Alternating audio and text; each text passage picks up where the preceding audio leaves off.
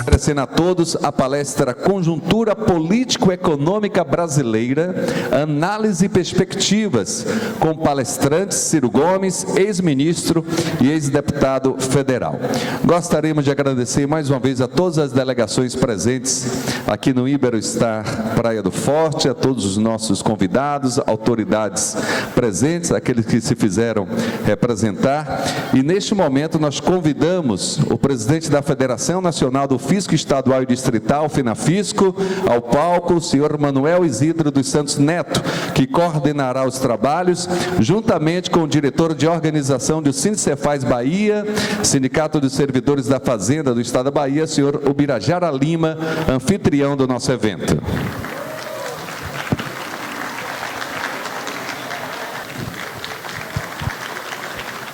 Antes de iniciarmos as falas aqui da mesa e a nossa palestra, todos os senhores e senhoras que não pegaram ainda a camisa ao término, nós vamos convidar todos para uma foto coletiva. Então, por gentileza, podem pegar ali na entrada aqui deste teatro a camisa desta nossa campanha da PEC 186/2007. Então, todos os senhores, por gentileza, e as senhoras, para pegar a camisa. Mais uma vez, saudamos todos os sindicatos filiados, as diretorias da FENAFISCO, Sindicefaz Bahia, conselhos fiscais e delegados regionais do Sindicefaz Bahia, também os dirigentes sindicais, entidades convidadas, as comissões organizadoras do evento, os funcionários da FENAFISCO e do Sindicefaz Bahia e demais convidados. Como é uma cerimônia de encerramento muito especial, neste momento nós vamos convidar a todos para ficar em posição de respeito para ouvirmos o hino nacional. Este hino ouviremos na voz de um cantor também baiano, Tatal.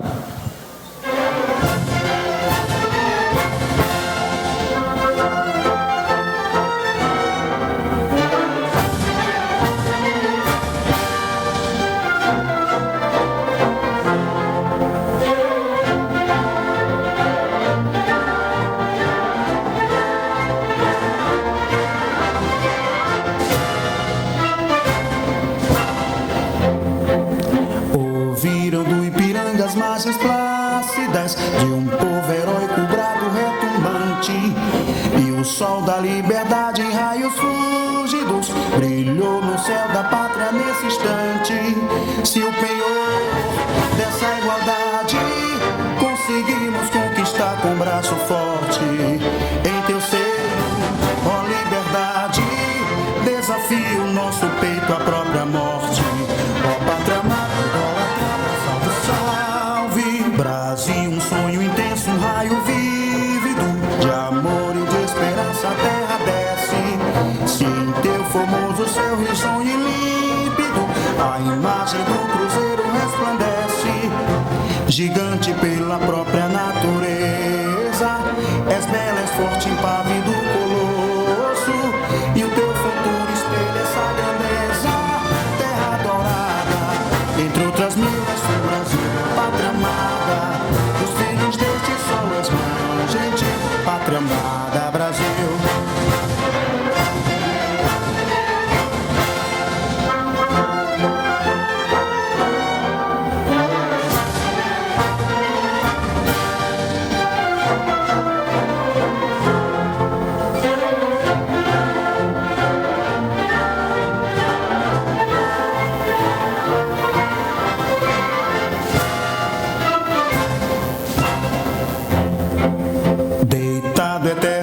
Em berço esplêndido, ao som do mar e à luz do céu profundo, fulguras, ó Brasil, florão da América, iluminado ao sol do novo mundo.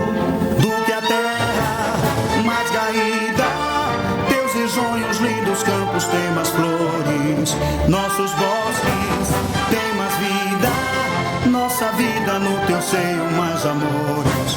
Ó pátria amada, Brasil de amor eterno, seja símbolo, o lábaro que ostentas estrelado, e digo verde louro dessa flâmula, paz no futuro e glória no passado. mas se ergues da justiça, clava forte. Verás que o filho teu não foge à luta, nem teme quem te adora a própria morte. Terra adorada, entre outras mil és tu, Brasil, pátria amada. Os filhos deste sol és mãe gentil, pátria amada, Brasil.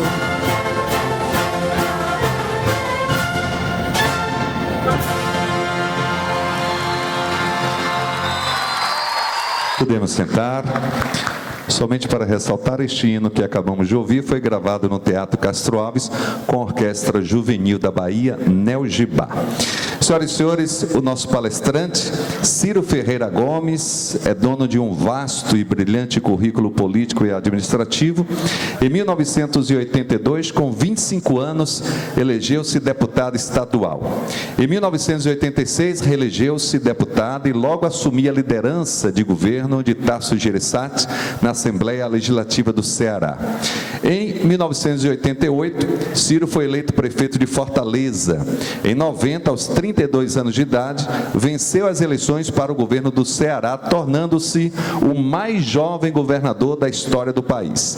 Também foi reconhecido como o governador mais bem avaliado do Brasil. A convite do presidente Itamar Franco, Ciro Gomes assumiu o Ministério da Fazenda com a missão de enfrentar e vencer uma grave crise que ameaçava o então nascente Plano Real. Ciro foi candidato à presidência da República nas eleições de 98 e 2002. Convidado pelo presidente Luiz Inácio Lula da Silva, Ciro Gomes assumiu o Ministério da Integração Nacional. Já na eleição de outubro de 2006, candidatou-se a uma cadeira de deputado federal, sendo o mais votado proporcionalmente de todo o país. Ele obteve 667 mil votos, o equivalente a 16,19% de toda a votação dos cearenses para a Câmara Federal. Em 12 de setembro de 2013, a convite do governador do estado do Ceará, Ciro Gomes assumiu a Secretaria da Saúde, com a missão de entregar aos cearenses a melhor rede pública de saúde do país. É também autor dos livros No País dos Conflitos, 1994, O Próximo Passo, uma alternativa prática ao neoliberalismo, em parceria com o professor Mangabeira Unga, e também Um Desafio Chamado Brasil, de 2002. Neste momento, nós passamos a palavra ao presidente, senhor Manuel Isidro dos Santos Neto, para fazer a saudação inicial. Boa noite a todas e a todos. Agradeço de coração a presença do governador Ciro Gomes. Para nós da FENAFISCO é uma satisfação imensa tê-lo aqui, até pela pessoa pública, por ser um debatedor polêmico. Nós precisávamos de um pouco de polêmica neste nosso congresso, que está se encerrando, mas, pelo que eu estive conversando com o senhor ali, pelo jeito o senhor não está mais tão polêmico. Não sei se já estou provocando. Mas, antes de lhe passar a palavra, eu gostaria de que o companheiro Bira, diretor de organização do Sindicefaz Bahia, também pudesse lhe fazer os cumprimentos, e também o companheiro Liduíno, cearense também pudesse lhe fazer os cumprimentos. Companheiro Bira. Boa noite, governador, ministro, deputado Ciro Gomes. Para nós, sempre governador, sempre ministro, sempre deputado. É com imenso prazer que a Bahia o recebe neste evento de discussão de assuntos de interesse do fisco estadual e distrital, e esperamos, com certeza, absorver grandes ensinamentos da sua palestra. Obrigado, Bira. Liduíno. Boa noite a todas e a todos. Governador, é uma imensa honra recebê-lo aqui. Eu fui um dos responsáveis pela programação e achei que no final a gente deveria encerrar com chave de ouro. Não é porque seja meu conterrâneo, mas, como bem falou o presidente, a gente precisa de um quadro do que o Brasil esteja passando. E ninguém melhor do que o senhor para fazer nos dar essa visão. Apesar de ser o encerramento, mas vai servir de roteiro para o final desse ano, nos nossos programas, inserir esses ensinamentos. Muito obrigado por ter comparecido. Obrigado, Liduíno. O governador nos disse que está à nossa disposição. Nós disponibilizamos para ele 60 minutos para que ele possa fazer uma fala. Depois disso, ele está à disposição para os debates. Por favor, se preparem para fazer as perguntas ao governador, porque eu aqui já estou preparado também. Governador, a palavra é sua, apenas 60 minutos. Muito boa noite a todas, a todos os meus irmãos, minhas irmãs brasileiros, de todos os rincões que fazem essa expressiva categoria do fisco brasileiro distribuído na nossa federação. Eu quero, como primeira palavra, agradecer, muito sensibilizado, eu que resolvi dar um tempo da política, porque, Manuel, eu antes esculhambava os meus adversários, agora estou com vontade de falar mal dos meus amigos, então resolvi parar um tempo na política e ser lembrado por vocês para vir conversar, especialmente nessa hora que o país está vivendo. Eu considero mais do que um privilégio, uma homenagem que você, Manuel, em nome de toda a sua categoria, faz a mim. Portanto, a minha primeira palavra é muito obrigado por esse privilégio. Cumprimento a todos os baianos que fundaram esse grande país chamado Brasil, na pessoa do Bira, e os cearenses todos aqui presentes, no meu conterrâneo Liduíno, agradecendo a sua gentil menção. Eu estou encarregado pela organização de conversar consigo ao redor de 1 hora sobre essa questão do Brasil, suas questões econômicas, a interatividade política disso, e ao fim disso eu tentarei responder questionamentos, perguntas, ouvirei com muito respeito antagonismos, porque não sei se sou polêmico. O que eu sou é uma pessoa vivida, que dedicou e dedica a sua vida inteira, dos meus 57 anos, 36 estão dedicados à vida pública do Brasil, e não é nada demais, nada do que é mais do que a minha obrigação, mas nesses tempos eu faço questão de dizer que nunca sequer respondi inquérito nem para ser absolvido, né? Não é nada mais do que a minha obrigação, mas os tempos estão tão estranhos que eu tenho agora o prazer de falar isso. Enfim, para entender o Brasil, se você me permitir, eu vou circular um pouco. Para entender o Brasil, eu estou pedindo às audiências que me distinguem com a sua atenção, para a gente fazer uma primeira viagem ao estrangeiro. Porque esses grandes países continentes, como a Rússia, a China, a Índia, mesmo a América do Norte, nós somos tão grandes que nós tendemos, no nosso imaginário, a nos imaginar algo isolados do mundo. E nós não somos. Hoje, mais do que nunca, há uma interatividade central, não é lateral nem periférica, interagindo, influindo na nossa vida cotidiana, que vem do modo com que o nosso país é posto em convivência com o cenário internacional. Então eu peço sua paciência um pouco para a gente dar uma volta para entender o Brasil de hoje, pelo que está acontecendo no mundo. E também, para desdobrar o futuro do nosso país, a gente precisa ter inteligência disso. A crise de 2008, para acelerar, dado que esse país complexo não é possível de ser analisado em apenas 1 hora, mas acelerando o argumento, a crise de 2008 tem uma natureza conceitual que é muito importante de ser apropriada por todo mundo que valoriza a inteligência ao invés do preconceito e das interdições ideológicas que infernizam a humanidade. A crise de 2008, ela tem a característica de derrogar por completo, na prática, o mito neoliberal. O mito neoliberal, basicamente, aproveita as caricaturas de um Estado que normalmente pode apresentar distorções de corrupção, de ineficiência, de frustração para a população, hipertrofia e caricatura essas distorções e tenta oferecer uma solução mágica para o conjunto da sociedade. E essa solução mágica é reduzir o Estado a uma dimensão mínima, de baixo custo, que soa como uma certa música para uma classe média cansada de pagar dobrado para viver, porque paga imposto na fonte do imposto de renda e tem que pagar plano de saúde porque não acredita na saúde pública, tem que pagar segurança privada porque está com medo, tem que pagar, enfim, todo tipo de serviços que o Estado não lhe devolve. Então, esse tipo de discurso faz muito sentido na medida em que o patrocínio e defesa do Estado, em tese, perdeu muita consistência no mundo nas últimas 2 décadas.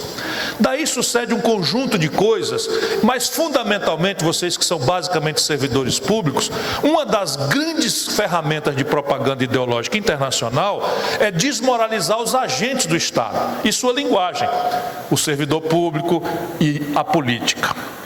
De maneira que fica muito evidente o que nós estamos assistindo hoje no mundo e aqui no Brasil, que é essa desmoralização sem exceção de tudo quanto for agente público. É todo mundo corrupto, é todo mundo pilantra, é todo mundo incompetente, e a solução é reduzir o Estado a uma dimensão mínima de baixo custo e desentranhá-lo de qualquer intervenção no domínio econômico.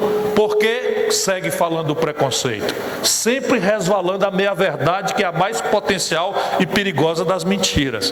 Porque, diz o preconceito, ninguém melhor do que o livre mercado sabe garantir retorno ótimo à alocação de recursos escassos. Ou seja, os recursos são escassos e o entrechoque competitivo das forças individuais do mercado é quem pode garantir, afirma o preconceito, a melhor eficiência na alocação desses recursos. Como se a vida humana, na sua complexidade, se reduzisse a perseguir um retorno ótimo à alocação de recursos escassos. Já começa bastante fragilizado e capenga o mito, mas, volto a dizer, não é um palavrão, porque, de fato, o mercado tem virtudes muito importantes. O mercado é a melhor forma de garantir o retorno ótimo à alocação de recursos escassos. Isso ninguém conseguiu em nenhuma economia planificada dar maior eficiência a isso. Bom, este é, resumidíssimo, aproveitando a sua inteligência que me facilita a vida, o que estava em debate praticamente esmagador, nem debate estava como verdade única, definitiva, a ponto de um estúpido chamado Fukuyama, que eu conheci num debate na Universidade de Yale, nos Estados Unidos, anunciar o fim da história. E o fim da história de Fukuyama era o seguinte: o mundo ocidental, as instituições econômicas do Atlântico Norte, venceu a batalha, o confronto ideológico com a União Soviética e o Muro de Berlim caiu, portanto a história acabou. Resta apenas aos retardatários do mundo, entre eles o Brasil, replicar, imitar, copiar as instituições ditas vitoriosas do Atlântico Norte.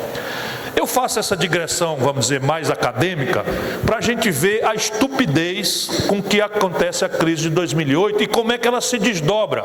E dali manda para nós um constrangimento pesado para os dias de hoje. Portanto, eu não estou viajando na minha reflexão, eu estou indo em direção ao tema que nos propusemos conversar sobre hoje.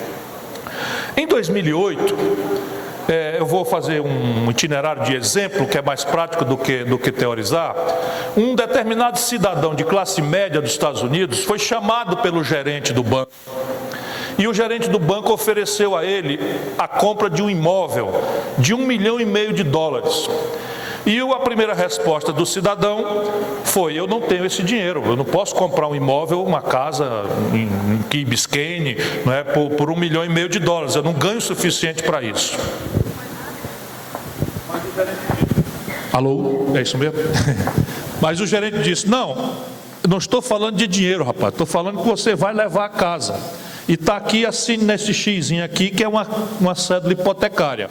Eu vou lhe dar 5 anos de carência, você nesses 5 anos não paga nada, e vou lhe dar 36 anos para você pagar a casa, sendo que, repare bem, essa casa, a mesma casa com o mesmo metro quadrado, 5 anos atrás valia $500 mil. E hoje ela vale 1,5 milhão. Daqui 5 anos ela vai valer 4,5 milhões, 5,5 milhões de dólares. Então você não se preocupe, põe a assinatura aqui nesse xizinho, leva a casa, bota os meninos para dar um tibungo na piscina e daqui 5 anos você começa a pagar, a casa já está valendo uma coisa. Se você de todo não quiser, você vende a casa de volta e ainda fica com o troco grande. E isso aconteceu. Então, o mercado imobiliário norte-americano foi artificialmente inflado por um conjunto de práticas criminosas do setor bancário, do setor financeiro norte-americano, que foi desregulamentado. Entre o tempo que eu morei lá, eu fui estudante, fui visiting scholar em Harvard, em 1995. Minha bolsa de estudo, eu tinha que manejar num banco na Harvard Square, que chamava Bay Bank, porque os americanos regulamentavam centralmente o sistema financeiro e não permitiam, porque os pais fundadores da América do Norte sabiam do perigo extraordinário que é a concentração do poder do dinheiro financeiramente estocado em bancos. Então lá era proibido. Em 1995, não é em 1895, era 1995, era proibido ter bancos regionais. Nacional, nem pensar. Eles ficavam de boca aberta, como é que eu dizia, que compensavam um cheque no Brasil em tempo real, overnight, e eles lá demoravam 12 dias para fazer uma compensação se o cheque fosse emitido na Praça de Nova York contra a Praça de São Francisco, na Califórnia. 12 dias. Mas tudo isso de propósito, porque eles sabiam. Pois bem, desregulamentado, houve uma imensa concentração bancária e as regras de prudência todas foram revogadas. Livre mercado, livre competição, retorno ótimo, alocação de recursos escassos, é o mercado que sabe, tira o Estado do meio, etc, etc, etc, etc. Pois bem, o preço dos imóveis foi inflado artificialmente por uma demanda que não existia na realidade, foi criada artificialmente, e quando chegar o prazo de carência acabou, chamado o cidadão para pagar a hipoteca, o cidadão disse: eu disse ao senhor, doutor, que eu não tinha dinheiro para pagar. E aí o cidadão já não era mais o mesmo, já tinha botado um monte de $1 milhão no bolso dos bônus que se pagam aos executivos, já tinha capado o gato, tinha saído de cena, estava morando numa ilha, no paraíso fiscal para não pagar imposto, e o grande sistema imobiliário americano micou. Micou por quê? Porque o banco pegou essa segunda hipoteca e começou a negociá-la até no terceira, quarta, quinta linha. E com a mesma conversa: olha, essa casa valia 1,5 milhão, valia 500 mil, está valendo 1,5 milhão, o caba já assinou, e daqui 4 anos ela vai valer 5,5 milhões, você me paga 5 milhões e leva a hipoteca agora e ganha 500 mil, na verdade você vai ganhar mais, enfim, um verdadeiro cassino. Quando acontece no limite, isso eu estou fazendo uma caricatura para abreviar essa explicação da crise e para ver como na prática a conversa é outra. Quando puxar as contas, o sistema financeiro mais poderoso do mundo quebrou. O sistema financeiro norte-americano quebrou. E aí, sistema financeiro não pode quebrar. Por que o sistema financeiro não pode quebrar? Ao contrário do laissez-faire da retórica liberal, que os bons sobrevivem na competição, os maus quebram em defesa do consumidor, em defesa da livre competição. O sistema financeiro não pode quebrar porque ele é o hospedeiro da poupança da sociedade como um todo. Se tem o jogo do especulador, e tem também a caderneta de poupança da viúva, tem também o capital de giro da pequena empresa, tem também, enfim, todo o estoque da poupança da sociedade, de alguma forma, está hospedado no sistema financeiro. Se o sistema financeiro, como um todo, quebrar, o que na prática está se dizendo é que se está esterilizando o conjunto da poupança da sociedade. Resultado: alguém foi chamado para indenizar a ruptura extraordinária. Nós estamos falando aqui de 14 trilhões de dólares. E sabe quem foi? O velho e satanizado Estado norte-americano. Sabe aquele Estado que não devia mais entrar na economia, que devia deixar as coisas ao livre mercado, etc, etc? Pois bem, esse velho Estado foi chamado. E como o Estado não produz riqueza, o Estado norte-americano tirou do conjunto da sociedade, do povo contribuinte americano, 13 trilhões de dólares para sanear a conta do sistema financeiro quebrado. Isso se desdobrou para a Europa, se desdobrou globalmente, e como eles detêm o padrão de troca internacional, o dólar, e nós precisamos falar sobre isso daqui a pouco, né, isso acabou tendo efeitos e consequências para o conjunto da sociedade global. Mas o que importa para nós agora, resumindo a consequência dessa crise, é que os americanos que já tinham uma dívida muito grande, esse holofote aí é necessário mesmo? Eu queria enxergar a turma aí, obrigado. Eu não consigo ver as pessoas, aí fico desorientadinho. Para tortura, o cara bota o holofote, fala as coisas assim. Eu pego ali. Não, obrigado. Só se for necessário, você liga, tá bom? Então, o que fica para nós na prática? Fica para nós na prática que a dívida americana, que já era gigantesca, galopou enormemente. E a sequência da dívida é o custo que ela carrega, os juros que ela impõe anualmente. E aí a economia norte-americana entrou num processo de grave esfriamento, porque está com um déficit gêmeo, tem um déficit comercial monstruoso e um déficit fiscal absolutamente mais monstruoso ainda. E havia ali uma grande interdição política contra as iniciativas do presidente Barack Obama. Resultado prático, esfriou o maior motor econômico do planeta, que ainda é a América do Norte, que é a maior cultura do mundo, é a América do Norte. Como a consequência, desdobrou-se nos mesmos mitos, conceitos e preconceitos na Europa. Também na Europa houve, na sequência dos americanos, aliás, quem pioneiramente sistematizou isso foi uma britânica, a Margaret Thatcher, houve o mesmo problema, a mesma crise e o mesmo problema de financiamento do buraco do sistema financeiro europeu com recursos públicos do conjunto da sociedade.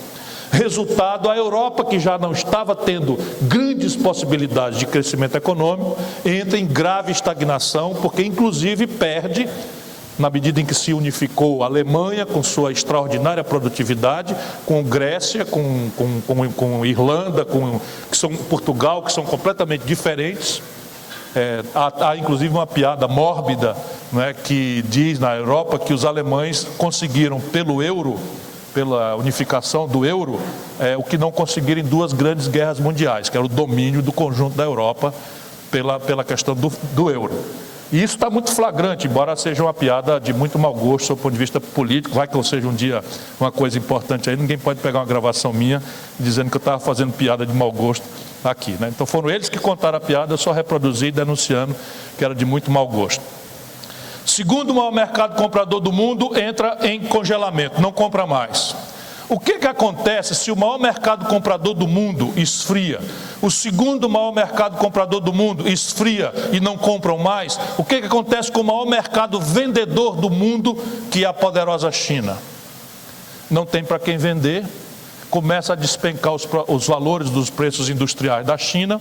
A China começa, que estava crescendo há quase 2 décadas, a uma média superior a 10% ao ano, uma coisa absurda, extraordinária, né? Justo para passar no nariz dos pseudo-intelectuais do Ocidente, a única grande potência que não caiu na esparrela neoliberal. A China tem uma economia coordenada que valoriza a iniciativa privada, mas valoriza também uma coordenação estratégica do Estado Nacional Chinês, que planeja por 5, 10, 15, 20, 50 anos na frente e coordena com a iniciativa privada a execução deste planejamento de longo prazo. Quer dizer, o único experimento econômico do mundo que tem êxito nesse período estúpido que a humanidade está vivendo é o oposto do que a retórica predominante no Ocidente determinou, que seria a falsa ciência neoliberal. Se o maior mercado vendedor do mundo, que estava crescendo a 10, 14% ao ano, esfria e cai do que eles chamam nos seus documentos oficiais de slowdown para 5, 6% ao ano, o que acontece com um país verde-amarelo, da colado abaixo do Equador, que tem este mercado como seu principal destino de mercadorias exportáveis? Eis aí o primeiro e grande constrangimento que vem do estrangeiro para nós. A China, contra quem nós temos um superávit comercial de quase 6 bilhões de dólares por ano, diminui drasticamente suas compras no Brasil. Salvaram-se os nossos conterrâneos, compatriotas do Centro-Oeste, porque comida não dá muito para segregar a compra. Mas todos os outros setores, por exemplo, o setor mineral brasileiro, aliás, o setor mineral global, despencaram. Eu estou hoje trabalhando na CSN, Companhia Siderúrgica Nacional, para defender o gin das crianças, porque meus filhos já não tomam mais leite, já estão na fase do gin, né? Então, para defender o gin das crianças, eu estou trabalhando lá na CSN. A gente vendia, só para vocês terem clareza no exemplo prático, a gente vendia 1 tonelada de minério de ferro há 14 meses atrás para a China por $180. Então, 1.000 quilos de minério de ferro, que é basicamente terra misturada ali com grande teor de ferro, embarca no navio, eles pagavam $180 por 1 tonelada lá na China. Esta semana nós fizemos embarques com $47. Só para vocês terem uma ideia do tombo prático, concreto que foi nas contas brasileiras o efeito da China. Então você tem essa primeira grande interatividade internacional, que é um esfriamento do planeta, ao contrário do aquecimento global, que constrange o Brasil. Sob o ponto de vista comercial, ficou óbvio no exemplo de $180 para hoje. Mas nós tínhamos 16, 18, 20, 24 bilhões de dólares de superávit na nossa balança comercial com o estrangeiro, e agora estamos amargando micro superávites, quando não déficits astronômicos. E isso nos remete a outro grande constrangimento internacional para a gente finalmente ir vindo para a nossa terra e para as nossas manhas e artimanhas aqui de dentro mesmo, que não são pouco graves como essas de fora, são gravíssimas. O segundo grande constrangimento é de natureza financeira. Existe um bicho que a grande imprensa brasileira não trata, porque não quer que o povo conheça, não quer que a classe média conheça, porque é por aqui que as grandes tramóias e trambiques são feitos, que é a conta corrente do país com o estrangeiro. Todo mundo fala de balança comercial. Então, ok, a gente compreende fácil o que o Brasil vende para fora e o que o Brasil compra de fora, né? Isso é a balança comercial. Mas só que a conta em dólar no estrangeiro não é só a parte de mercadorias que a gente faz no balança comercial. Existe um conjunto de contas que reúne tudo que a gente paga para o estrangeiro em dólar e tudo que o estrangeiro paga para nós em dólar, que é a moeda de conversibilidade internacional. Por exemplo, o turismo é muito simples de entender, né? O turista brasileiro que vai para Nova York, para Miami. Obrigado, querida. A família vai bem? Já casou ou está noiva ainda? Ainda não casei. Não? É porque esses homens daqui são mole, viu? Porque... Deixa que... Aí, ó, o pessoal concordou comigo aí. Obrigado. Desculpa a brincadeira. É porque tinha uma pessoa dormindo ali, aí eu tenho que fazer uma risadinha aí. Então veja bem, tudo que o Brasil manda para fora e tudo que o Brasil vem para cá chama transações correntes. Desculpe que vocês sabem disso muito bem, mas eu tenho uns estudantes aqui que eu vi, eu quero explicar para eles também. Então tem contas que são menos transparentes. Por exemplo, royalties, que é o aluguel da inteligência que nós não desenvolvemos aqui dentro. O buraco está na conta de $10 bilhões, que o país está retrocedendo sob o ponto de vista da inovação e da tecnologia. Por exemplo, frete, um país que tem 8.400 quilômetros de costa, destruiu sua marinha mercante e internacionalizou praticamente 100% do frete das coisas que a gente manda para fora e das coisas que a gente traz para cá. Dá uns $14 bilhões de buraco só em frete. Destruímos, para grandes falcatruas, destruímos o sistema de seguros e resseguros do país, de maneira que, no limite, todo o resseguro hoje brasileiro é feito em dólar lá fora. Então você contrata uma seguradora brasileira, mas o resseguro já está tendo que ser no estrangeiro. Enfim, quando você faz esse conjunto de contas, que são as transações correntes, que deveria ser um dado extremamente popular, e já eu explico que nós estamos vindo de fora para dentro. Não é, mas a conta é que nós estamos com os piores números nas transações correntes do Brasil com o estrangeiro, no pior desequilíbrio, no pior déficit, desde que se mede esse número quando acabou a Segunda Guerra Mundial. Terminou o ano passado, o Brasil, entre o que mandou para fora e o que trouxe de fora, faltaram $82 bilhões. Nunca ninguém tinha ouvido falar nisso, desse volume. E para mostrar que as coisas podem piorar, esse ano nós já íamos projetando algo ao redor de $105 bilhões de desequilíbrio, nas transações correntes, e essa desvalorização do câmbio está sinalizando para cair para algo ao redor de 90, 87 bilhões de dólares. Também a gente pode já conversar sobre isso, porque mexe com a vida de cada um de nós aqui, apesar da grande imprensa não nos deixar entender isto de propósito, né? Então repare bem, quando você tem no fim do ano um buraco destas proporções, você precisa fechar essa conta. A primeira consequência de quando o buraco se apresenta, vamos começar a entrar para a nossa vidinha do dia a dia. A primeira consequência é que o mercado, ponham muitas aspas nessa entidade fantasmagórica, né? Na verdade meia dúzia de especuladores, eles começam a dizer, o Brasil vai ter dificuldade para arranjar esses dólares. E aí funciona no mercado de câmbio, que me desculpe os economistas, né? Funciona no mercado de câmbio igualzinho funciona com o mercado de banana lá no mercado de São Sebastião, conterrâneo. Igualzinho. Se tiver muita banana e pouca gente podendo e querendo comprar banana, o preço da banana cai. Ao contrário, se deu um problema, etc., ali pela Uruburetama, choveu muito, etc., tem pouca banana naquele dia e muita gente querendo e precisando, podendo comprar banana, o preço da banana sobe. Então, se você tem uma escassez de dólares, da proporção de 100, de 80 bilhões, começa o preço do dólar em real a querer subir. Estão vendo aí? Hoje não sei quanto deu, porque eu não vi aqui o resultado, mas estava 2,52 a última vez que eu vi. 3,52. E isto é inflação na veia. Também já eu volto para explicar isso. Mas eu estou agora ainda trazendo o problema de fora para dentro. Então, se eu tenho um desequilíbrio em conta corrente, crônico, estrutural e crescente, eu sinalizo para dentro que a minha moeda vai se desvalorizar. E sinalizo para fora que eu talvez não dê conta de pagar minhas contas. E aí você sabe como é que funciona a finança internacional. Igualzinho os agiota lá como é que chama? Praia Vermelha, né? Como é Praia Vermelha? Não. O bairro lá de Salvador, aquela coisa mais linda que tem, pertinho do Rio Vermelho. Igualzinho no Rio Vermelho os agiota faz. Se o caba tiver uma conta corrente muito alta, o saldo alto, muito bom e tal, o gerente do banco manda flor para a mulher no dia do aniversário, manda cesta de Natal para você e tal. Agora experimenta furar o cheque especial e procura conversar com o gerente, ele vai dizer, estou em reunião, não posso atender. É a mesma coisa que funciona na finança internacional.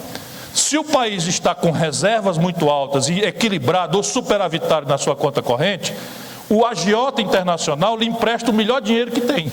O prazo mais longo, o juro mais barato e tal. Porém, o contrário, se você está queimando sua poupança e você está começando a mostrar para o mercado que está gastando mais do que ganha e que não tem perspectiva de corrigir isso, o gerente começa a dizer, opa, esse daí não vai dar certo não, só empresta ele por curto prazo e com juro lá em cima. Essa é a segunda grande consequência de fora para dentro que está constrangendo o Brasil. Nós estamos provavelmente perdendo proximamente o nosso rating, que é ridículo. Em 2008, nessa crise, todas essas agências de risco, vou dizer o nome, Moody's, Standard & Poor's, Price, enfim, todas elas estavam dando azul, relatórios lindos, maravilhosos para o sistema financeiro norte-americano na véspera da quebra. Porém, a vida é cruel e dura. Esse magote é que diz se um país ou outro acolá merece ou não merece a aplicação de fora. E aí hoje o grande estoque de poupança financeira lá fora pertence ao conjunto de trabalhadores, fundos de pensão. E aí eles têm governança corporativa e tem uma regrinha escrita: só aplicamos em títulos, papéis, empresas e países que tiverem grau de investimento, que eles chamam investment grade. O Brasil vai perder o grau de investimento nos próximos meses. Isso significa que nossa conta vai ficar mais difícil de ser financiada, que a nossa moeda vai ser mais gravemente estressada para se desvalorizar frente ao dólar. Pronto, já temos problema para valer vindo de fora para dentro. Achou pouco? Segura as pontas aí que o problema agora é de dentro e esse é que é ruim mesmo, né? Dentro, você tem remotamente no Brasil 3 graves assimetrias, 3 graves desigualdades em relação ao padrão das vanguardas produtivas mundiais.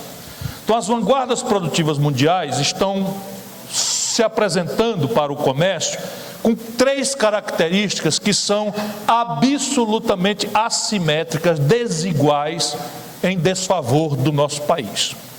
Primeiro, este produto lindo, maravilhoso, bem ou serviço que nos encanta e às vezes nos ilude como se fosse nossa referência de felicidade, né? O celular que você carrega no bolso, os novos materiais que estão nas fibras dos paletós que não amassam, enfim, os eletroeletrônicos como um todo, a química fina, que o Brasil depende do estrangeiro em 86%, enfim, os implementos agrícolas, os fertilizantes, os agrotóxicos, que a maior agricultura do planeta importa do estrangeiro 40% dos seus custos de produção. Enfim, tudo isso é produzido com 3 características. A primeira, financiamento barato, porque essas vanguardas globais se financiam ao padrão mais sadio disponível no mundo.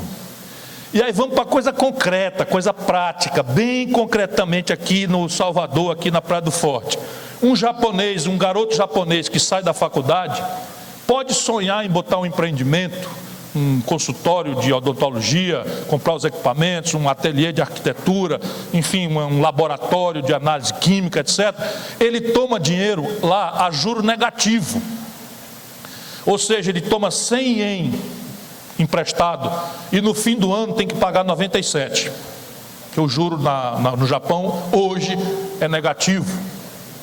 E os produtores que se financiam com esse padrão estão com essa característica no mundo. No Brasil, nós temos a equação mais cara e mais onerosa de financiamento do planeta. Qual é a explicação disso? Manipulação, 70%, 30%, falta de estratégia, desequilíbrio fiscais crônicos que nós tangenciamos e não queremos abordar, como se a gente adiar os problemas fosse resolvê-los. Por exemplo, o problema previdenciário. Vocês sabem o que é um buraco negro? Eu, nas horas vagas, estou estudando cosmologia e física quântica, para tratar a minha ignorância. Então, existe um corpo no universo, um corpo no universo, que tem uma gravidade tendente ao infinito. E essa gravidade é tão poderosa, tão forte, que ela atrai para dentro deste corpo tudo que está ao seu redor, a partir do que eles chamam de horizonte de evento. Inclusive a luz, que apesar de não ter massa, tem só a partícula, o fóton, a gravidade é tão violenta que atrai a luz também. Então esses corpos aparecem nas observações como verdadeiros buracos negros. Ninguém sabe o que é que tem ali para diante.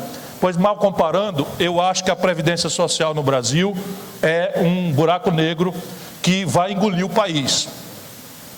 Nós temos, e aí tem 1000 explicações, 1000 injustiças, mil coisas, mas o fato concreto é que este ano o Brasil vai ter um furo na conta da Previdência, que é bancado com recursos do Tesouro de mais de 60 bilhões de reais.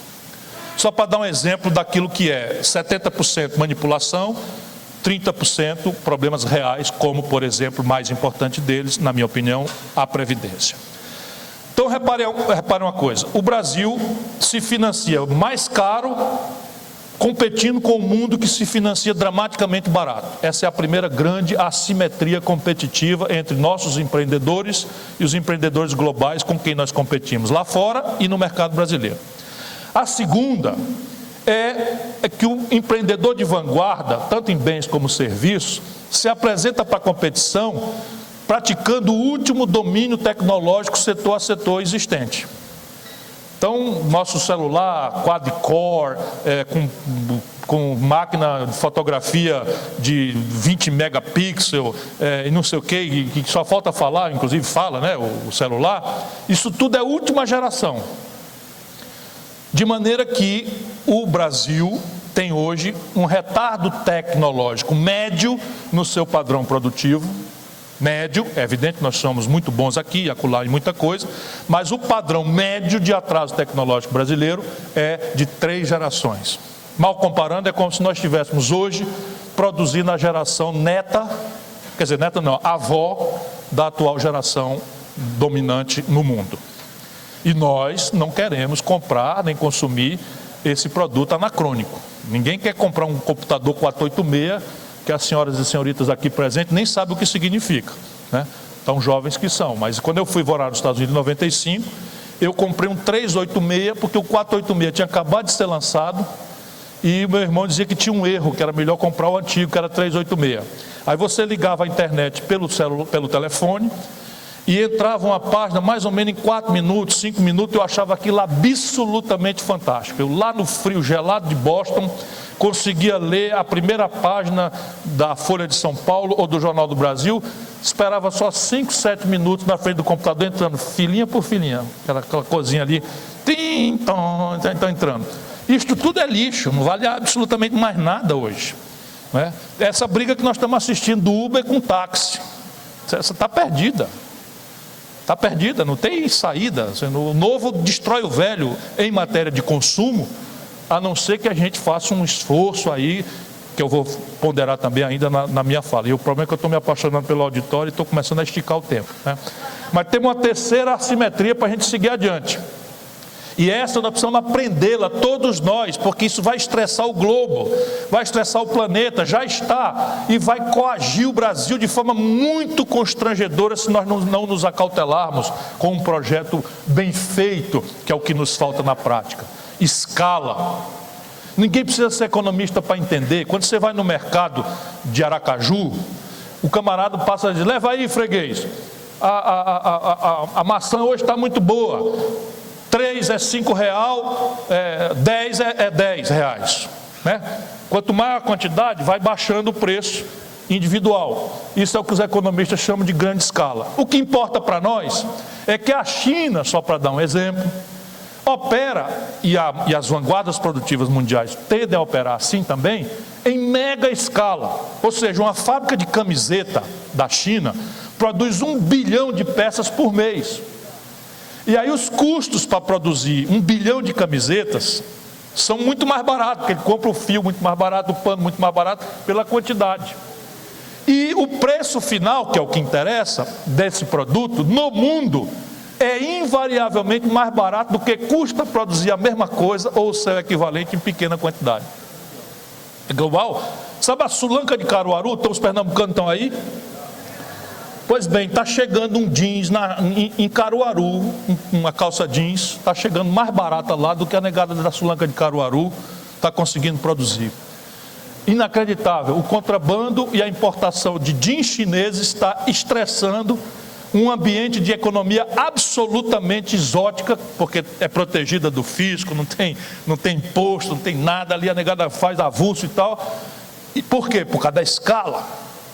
Então repare bem, invariavelmente eu vou repetir, um bem ou serviço prestado em grande quantidade, o preço final dele é mais barato do que custa produzir a mesma coisa, ou o seu equivalente, em pequena escala. Característica da economia brasileira: 7 em cada 10 empregos, que é o que me importa na economia, é o bem-estar das pessoas. 7 em cada 10 empregos no Brasil são germinados por pequenas empresas, que por definição trabalham em pequena escala. Então agora vamos juntar as 3 assimetrias para a gente entrando no país. Primeiro, juro mais caro contra juro mais barato. Segundo, tecnologia de ponta contra o extenso retardo tecnológico. Terceiro, economia de pequena escala vis-à-vis uma economia de mega escala global. Esse estresse também está acontecendo de fora para dentro no Brasil. E isso então nos traz para perguntar por quê. E terminar, quem sabe, especulando como nós sairíamos dessa encalacrada, que não é pequena nem pouco complexa, é muito grave e explosiva para uma democracia muito verdinha que só tem 20 e poucos anos. A gente às vezes esquece disso. Nós estamos no mais longo período de história democrática do Brasil e não inteiramos nem 26 anos ainda. Bem novinha a democracia brasileira. E quero falar sobre isso hoje, porque eu não sou um observador da cena nacional, sou um militante, estou aqui como militante. Por que o Brasil tem que ter a taxa de juros mais alta do mundo? O que é que explica o fatalismo, alguma traição do nosso compatriota Deus? Todo mundo diz que nasceu no Brasil, que o Brasil é extensamente atrasado e o mundo está se avançando tecnológico. E por que essa característica de pequena escala na economia brasileira?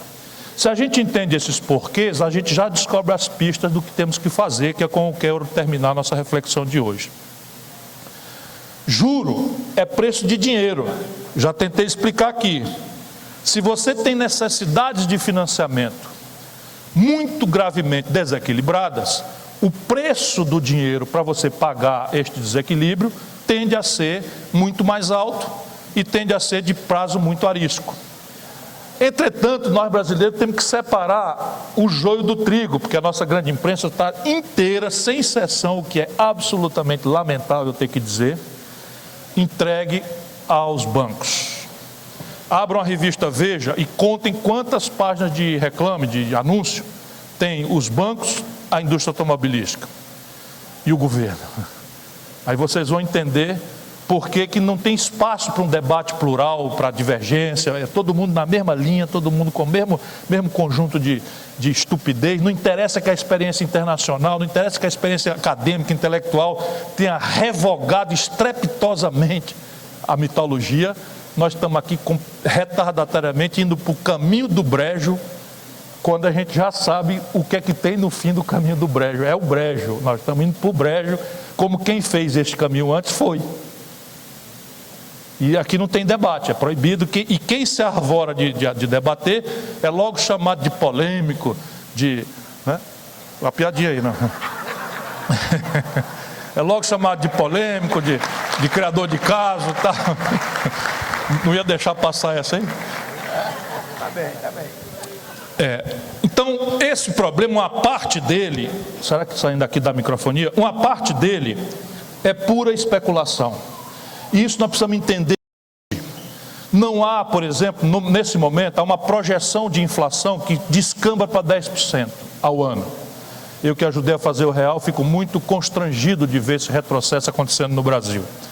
Porque a inflação boa, antes que alguém queira me apanhar em alguma contradição, é a morta, é a nula, é a zero. Porém, há fórmulas e formas de enfrentamento da inflação e elas precisam consultar as causas. Então você tem, por exemplo, o remédio do juro alto para combater a inflação, que dá uma certa legitimidade, né? Dá uma certa legitimação na sociedade. Não, nós estamos pagando um remédio amargo, o juro tem que subir. Isso é a conversa mole do Banco Central brasileiro. O juro tem que subir porque nós temos que debelar a inflação, temos que convergir para o centro da meta, e falam com uma arrogância que parece assim que estão falando a melhor ciência, mentindo descaradamente como velhos salafrários, velhos conhecidos meus. Porque, repare uma coisa, sabe de onde é que vem 100% da inflação brasileira hoje existente? Quer ver? Repare na conta de vocês. Vem de duas causas. Duas e somente duas causas. Primeira, preços administrados pelo governo. O governo, um belo dia, por razões que entende prudentes, corretas, oportunas, sabe-se lá o quê, vai lá e assina um papel, um decreto, uma portaria dizendo o seguinte: a partir do dia 5 de agosto, a tarifa de energia elétrica vai subir 48%. Chegou na conta de vocês aí? Como é que eu, aumentando o juro, eu diminuo esse preço? Precisa ser economista para entender isso? Então o governo baixa a portaria e diz que a luz agora, a energia vai custar 50% mais caro. E o Banco Central diz: tem uma inflação aí que eu tenho que atacá-la. E larga a taxa de juros em cima. Pergunto, qual é o efeito de taxa de juros sobre a portaria do governo aumentando o preço da energia? O preço da água, a tarifa dos transportes e coisas que tal. Portanto, mentira grossa. Segunda razão, e esta nós precisamos entender popularmente, nós precisamos ajudar o nosso povo a entender, é câmbio. Câmbio, nós aprendemos com o Plano Real, que é um preço relativo que contamina a curto e médio prazo 100% dos outros preços. Também ninguém precisa ser sofisticadamente economista para entender. O povão não compra dólar. Ok, o povão não compra dólar, mas o povão anda de ônibus. Ônibus, a principal insumo da tarifa é diesel. Diesel é petróleo, e petróleo é uma commodity internacionalmente cotada em dólar. Se há uma apreciação do valor do dólar, eu vou precisar de mais reais para comprar a mesma passagem, porque o preço dela subiu por causa do câmbio. O povão não compra dólar, tá bom? Eu estou sabendo que o povão não compra dólar, mas o povão toma remédio. Já falei e vou repetir, porque eu acho um escândalo. 86% da química fina dos nossos remédios vem do estrangeiro, importados. Mais de 70% disso tem patente vencida, que você com engenharia reversa copia, sem praticar nenhuma ilicitude internacional, como os chineses estão fazendo. E pode abrir a fábrica em qualquer lugar do semiárido baiano, do semiárido, enfim, ou no interior da Amazônia, porque é compra governamental e o Brasil não tem autonomia. Pois bem, quando o dólar sobe, eu pago a química fina dos meus remédios em dólar, então eu preciso de mais reais para pagar o mesmo remédio, porque ele subiu em dólar. A grande pergunta, o povo não compra dólar, tá bom, estou de acordo, mas o povo come pão, a gente come pizza. Pizza e pão é trigo. Trigo é uma commodity internacional que o Brasil não produz com suficiência, então nós importamos e pagamos em dólar. Então, se o dólar sobe, eu preciso de mais reais para pagar a mesma pizza e o mesmo pãozinho. E esta é uma inflação de custo, não é uma inflação de demanda. O que é uma inflação de demanda? De novo, ninguém precisa ser brilhante nem economista, é só tirar a trava do nosso olho, da manipulação. E eu desafio os técnicos do governo, dos bancos para debate, não acontece. Quando acontece é patético, como aconteceu com um cara da Veja, um garotinho muito à toa, que está no YouTube, tem hit no YouTube, um garoto da Veja, repetindo as bobagens e não pensa. E aí você pergunta uma coisa fora do que ele decorou e pira. Então você tem o seguinte, o que é inflação de demanda? A inflação de demanda é assim, eu tenho 100% de capacidade instalada ocupada, ou seja, eu sou capaz de produzir 1000 carros, 100 camisas, 200 lâmpadas. E naquele momento, por alguma razão, a sociedade está capaz de comprar mais de 1000 carros, mais de 100 lâmpadas e mais de 1000 camisas. Então você tem uma demanda, quer dizer, uma capacidade de comprar maior do que a oferta do seu aparato produtivo. Nesta hora acontece uma espécie de leilão, quem dá mais leva, e isso aumenta os preços. Isso é o que a gente chama de inflação de demanda. Se você encarecer o juro, teoricamente, e eu digo teoricamente porque nem sempre isso foi verdade nas coisas peculiares do Brasil, você desequilibra a demanda. Por quê? Porque você pode comprar o dinheiro que você tem no bolso mais o crédito que você tem na praça. Então é o que os economistas chamam de demanda, é o recurso que você tem. O crédito que você tem é a demanda agregada, que nem os bancos fizeram uma demanda agregada artificial lá no mercado imobiliário americano.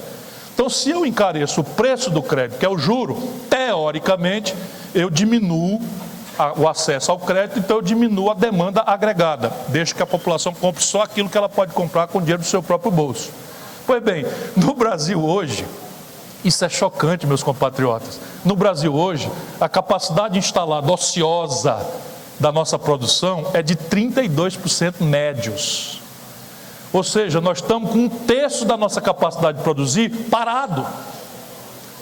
Como é que você aceita que o Banco Central brasileiro diga na cara do freguês que nós temos inflação de demanda e que por isso tem que subir o juro, quando na verdade a inflação é de custo por causa do câmbio e por causa dos preços administrados pelo governo? Isto é crítico. Isso é crítico e acreditem, o deslinde disso é político. Por isso que a política, que é a linguagem do Estado, tem que ser desmoralizada, por isso que o servidor público tem que ser desmontado, desmoralizado, o serviço público tem que ser coagido e tal, porque não pode deixar essa energia fluir para equilibrar o debate, porque é tão estúpido que só tem um caminho, é o preconceito, a satanização, porque se deixar pensar, não fica como está.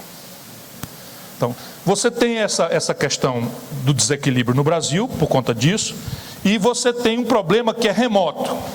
Basicamente, a saúde do financiamento de uma economia vem do estoque de formação bruta de capital que essa economia é capaz de produzir ou não. Desculpa, eu vou explicar. Quando você termina o ano em casa ou na sua família, você gasta uma parte do que você ganhou e guarda outra. Isto é o que em tese se chama formação bruta de capital. É o estoque de poupança que a sociedade, pelo seu conjunto, pessoas, famílias, empresas, governo, fazem de economia para poupar e investir no ano seguinte. Então a formação bruta de capital do Brasil é criticamente baixa e está caindo. Por isso nós temos um financiamento doentio, assimétrico em relação ao mundo. Só para vocês terem uma comparação, a China, quando terminar o ano de 2015, a China vai guardar 43% do que produziu. Então ela produz 100 e guarda 43 para a formação bruta de capital interna, quase a metade. A Europa, a velha Europa, com todas as suas dificuldades e a sua crise, tem em média, guarda 36% do que produz para rodar a traquitana do ano seguinte. O Brasil chegou no máximo no governo Lula, no primeiro governo do Lula, a 17% do PIB de poupança, formação bruta de capital, e agora está despencando para menos de 14%, está descendo para 13% do PIB. Então, na verdade, nós estamos comendo praticamente tudo que nós produzimos, e aí não sobra nada para a gente girar a traquitana. E isso é todo um processo de formação de opinião. Na questão da Previdência, por exemplo, todos os debates foram enviesados, como se os aposentados fossem os culpados, como se, aí diz o mercado, como se aposentado fosse uma coisa inútil, uma peça inútil ao processo produtivo, como são as crianças, etc. Essa é a visão que eles têm. Está tudo errado. A questão básica é refrasear para a gente entender o problema. Nós queremos deixar para os nossos filhos, perguntaria eu, uma dívida ou uma poupança? É do que se trata. Concretamente, vamos em algum momento reunir o país e botar em discussão fraterna.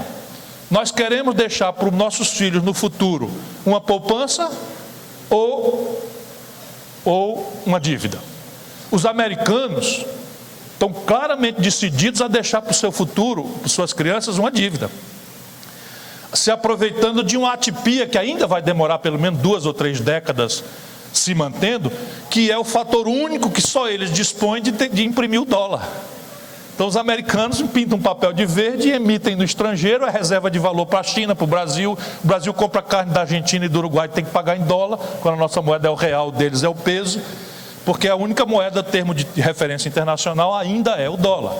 Mas um dia essa casa cai. Se a China, por exemplo, transformar o yuan em reserva de valor, antes disso haverá uma grande convulsão global, provavelmente uma guerra mundial. E os chineses sabem disso e não vão fazer tão cedo. Mas não demora muito mais. Mas fora os americanos, todas as sociedades maduras, sadias, constroem regimes de poupança para prevenir o futuro dos seus filhos. E nós precisamos colocar isso em discussão. Então esta é a razão da nossa assimetria. E o nível de formação bruta de capital de um país não é como se propaga na mitologia neoliberal, tosca, ignorante, burra e já demonstrada pela desmoralização de 2008. O nível de formação bruta de capital de uma nação não é consequência fatalista das forças do acaso. Não é porque aconteceu por acaso, aqui e ali, alguém foi, alguém deixou e aconteceu. Não. Podem crer, é experiência concreta, o nível de formação bruta de capital de uma nação, ou seja, o seu estoque de poupança para lastrear o seu investimento, é consequência de arranjos institucionais que a política, a danada da política, faz ou deixa de fazer. Faz direito ou faz mal feito. E isso não tem alternativa. Não tem alternativa. E assim é claramente como é que você desenha o seu sistema previdenciário, como é que você desenha e regulamenta seu mercado de capitais, como é que você vincula a poupança de longo prazo ao investimento de longo prazo da sociedade. São todas essas ferramentas, institucionalidades que a política, e só ela faz ou deixa de fazer. Faz direito ou faz mal feito? Temos clareza disso.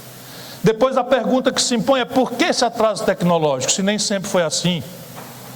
Na década de 50, quando acabou a Segunda Guerra Mundial, vamos ter clarezas disso, que isso é bom também. Eu falo dos problemas, mas eu sou um convicto patriota brasileiro, e isso aqui vai ser exemplo para o mundo. Na hora que a gente se livrar da estupidez, da cupidez, da imbecilidade, conceitos, tudo bem, a corrupção fede, é mal cheirosa, é chocante, nos deixa indignados, e temos que ficar assim. Mas o problema do Brasil ainda não é o primeiro a corrupção, sendo gravíssimo. O problema do Brasil é a incompetência, falta de imaginação dos políticos. Você vai olhar a agenda do país, é uma, e você olha o noticiário em Brasília, a esculhambação é completamente outra. Um picareta, bandido, gangster como o Eduardo Cunha eleito. presidente da Câmara Federal.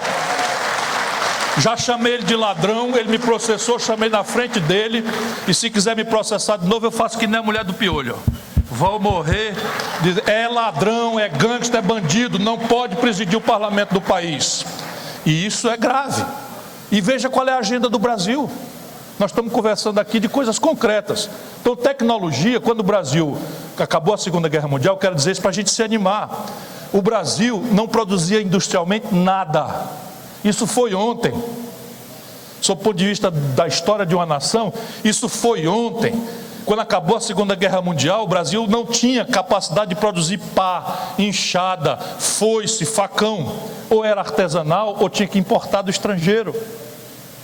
Hoje, nós somos a 15ª economia industrial do mundo e estamos regredindo. Na década de 80, nós estávamos simplesmente rivalizando em setores de ponta da indústria automobilística, infelizmente sem ser nacional, mas tivemos a veleidade de ter pequenas iniciativas em eletroeletrônico nacionais brasileiras. O Raul Seixas imortalizou o sistema de som Garrara Gradiente, né? É o novo Raul Seixas, eu sou fã, né? Era um sistema de som basicamente brasileiro. A Coreia do Sul, quando isto aconteceu, a Coreia do Sul era igual a nós, não produzia absolutamente nada. Nada. Há 40 anos atrás, 35 anos atrás, o Brasil era capaz de produzir 500 mil veículos por ano.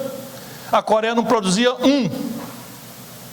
Hoje a Coreia tem 5 marcas globais de automóveis.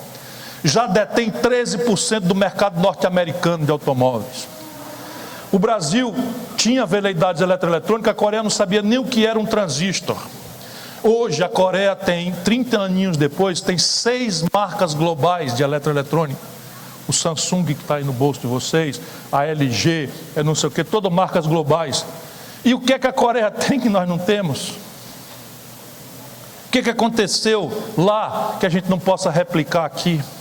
E é evidente, de novo, o estágio tecnológico de uma nação é basicamente uma variável derivada mais remotamente de quanta matemática se oferece às crianças na escola básica e de qual engenharia você qualifica sua população nos níveis médios e altos.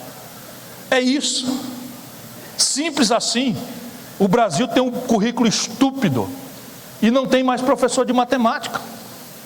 Mas o que é que impede o Brasil de criar uma política de formação de quadros de matemática, de inovação, de engenharia, articulado com compras governamentais que possam fazer engenharia reversa em alguns setores tecnologicamente patente vencida e a partir daí criar uma dinâmica de superação desse ato tecnológico, planejar em quais setores nós queremos ter protagonismo global, em quais outros a gente sucumbe à evidência de que há uma novidade no mundo, que nós não seremos capazes de produzir um chip. Isso é uma tragédia moderna. Tudo nosso gira com chip, mas nós não temos capacidade de produzir um chip. Só os americanos sabem fazer. E eu não duvido que se a gente botasse os 10 bilhões de dólares em pesquisa em qualquer universidade nossa, a gente desenvolveria um chip. Só que ele provavelmente 10 bilhões de dólares depois teria a capacidade de processar de um 486, que não serve mais para nada. Então isso é uma tragédia.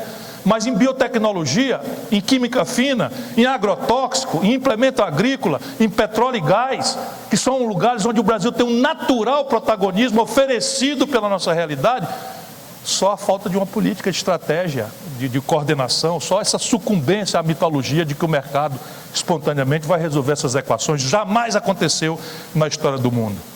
E por fim, escala. A escala é imediatamente uma variável da concentração de renda. Porque um ricão, ele pode até fazer 7, 8 refeições por dia, mas ele não faz 20. E o Brasil tem 7% da população dona da metade da riqueza do país. Então, ou você entra numa dinâmica de expansão dos mecanismos de distribuição de renda que começaram a acontecer e que agora começam a regredir, porque a elite escravocrata e plutocrata do Brasil não tolera a ideia de pobre entrando em avião com o pé enfiado na chinela de rabicho, puxando uma menininha toda maquiada e tal. E rico no Brasil não tolera essa ideia. Eles ainda estão com a história da princesa Isabel, não podia ter feito aquilo. A princesa Isabel não podia ter feito aquilo que ela fez. E aqui, vocês estão vendo como eu estou azedo em relação ao governo atual do Brasil. Mas eu estou falando de valores. E dou os números, para quem quiser rebater, nós temos um debate em seguida. Quando o Lula tomou posse, o salário mínimo a poder de compra era $72. Quando a Dilma tomou posse, o salário mínimo tinha poder de compra $320. Isto é real. Quando o Lula tomou posse, o crédito popular, como proporção do PIB, era 13%. Quando a Dilma tomou posse, era 50%. E concentrado em acesso do povão a semiduráveis. Hoje não existe mais jegue no Nordeste, é todo mundo de moto, os hospitais entulhados de gente, né, espanderado, porque passaram do jegue para a moto sem nem treinar, sem coisa nenhuma. Né? É preciso adivinhar. E os políticos ainda defendem que não tem que cobrar o capacete e tal, porque é assim, as coisas aconteceram. E a rede de proteção social do Brasil simplesmente esconjurou a fome da nossa realidade. E eu sei que a fome de massas era uma realidade brasileira. Eu vi isto com os meus próprios olhos, como hoje eu sei que não tem mais. Isso é o fim? Não, isso não é o fim, isso não é nada. Mas isso aconteceu. Para mostrar o quê? De novo, o milagre da política. Por que o salário mínimo tinha que ser $76 e não 320? Por que nós temos que ter a fome como uma fatalidade do nosso individualismo egoísta? E isto nos traz ao que eu quero para arrematar a minha conversa hoje, pedindo desculpa porque de fato me apaixonei pelo auditório. Eu não vou terminar aqui sem um ato de militância. Eu acho que nesse instante nenhum brasileiro responsável pode se omitir. E eu acho que nós temos duas tarefas, como eu tentei demonstrar. Uma é uma pressão poderosa sobre o atual governo brasileiro, sobre a presidente Dilma, para que ela se reconcilie com os valores e com os conjuntos populares que deram a ela a oportunidade de governar a esta pátria amada que é o nosso Brasil. Nós temos que fazê-la ver que não é razoável que ela, tendo sido eleita com um conjunto de valores, no dia seguinte que toma posse, entrega o comando da economia e da política a corruptos e a entreguistas, que são aqueles que nós derrotamos. E a segunda grande tarefa, meus companheiros, minhas companheiras, e agora falo aos sindicalistas, nós precisamos abrir o olho porque está em marcha um golpe de Estado no Brasil. Eu não sou nenhum inocente e não sofro da paranoia. O itinerário do golpe está desenhado. Fizeram agora, anteontem, um voto de urgência, requerimento de urgência aprovado na Câmara, para votar com urgência as contas de 20 anos atrás do presidente Itamar Franco, do presidente Fernando Henrique, 2 mandatos, e do presidente Lula, 2 mandatos. Nunca foi urgente. Votaram ontem a urgência para votar essas contas desses 3 ex-presidentes com uma única finalidade: limpar a fila para ajuizar uma conta da presidenta Dilma, que foi o que eles estão chamando de pedalada fiscal. Coisa que todo mundo fez ao longo do tempo e que flagrantemente o Tribunal de Contas tinha que advertir, multar, determinar que não se repita mais, mas jamais desaprovar a conta. E impeachment não é remédio para governo que a gente não gosta. Impeachment não é sequer remédio para governo ruim, porque todo mundo tem direito de não gostar do governo que vai muito mal. Todo mundo tem direito de dizer que é um governo ruim. Isso é justo e legítimo. Mas impeachment é uma coisa muito grave. Se houver um impeachment por manipulação odienta das coisas formais, que é o golpe paraguaio, é o que se fez também na Venezuela e que frações das elites brasileiras querem transplantar para cá. Constrói um caminho de pseudo-legalidade e, se isso vai à última consequência, o Brasil não se governará mais pelas próximas 2 ou 3 décadas. Isso é o que está acontecendo na Venezuela. Elite, eu ia dizer escrota, mas não posso falar porque tem senhoras presentes aqui no auditório. Elite imprudente, confrontou e produziu Chaves, que é outro inconsequente. E agora a Venezuela já não pode mais dela ser dita uma democracia que era exemplar na América Latina. Estão querendo transportar isso para o Brasil. Não podemos tolerar. Muito obrigado por sua atenção.